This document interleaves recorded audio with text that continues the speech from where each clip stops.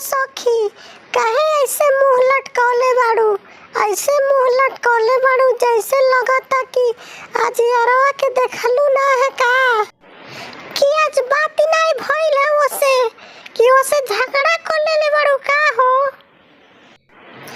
अरे ना हो सखी, ई बात नहीं खेबा। बात ई बा कि पापा हमार अब हमरे खातिर लइका देखल शुरू कर देले बाड़े।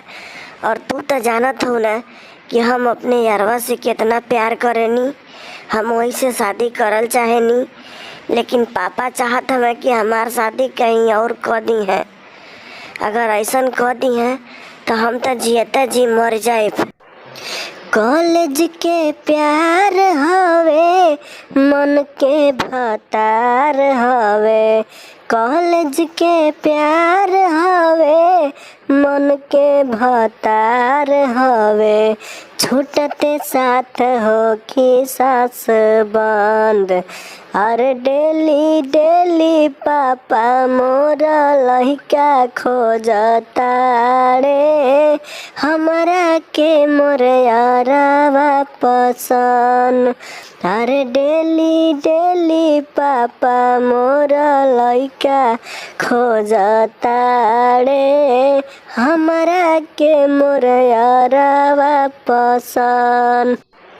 बाइक पे बैठी सटी घूमल ओकर साथवा यार घूमल ओकर साथवा हो। हथवा में डाली वो करे हाथ, होठवा में होठवा सटा के चूमल अरे सटा के चूमल हो। सेनुरा लगावल अपने माथ, लागे जैसे सूरज चांद। अरे डेली डेली पापा मोरा लइका खोजता रे। हमरा के मोर यारवा पसंद। अरे डेली डेली पापा मोरा लइका खोजता रे। हमरा के मोर यारवा पसंद। लव वाली शादी में का बाटे गलती यार का बाटे गलती हो।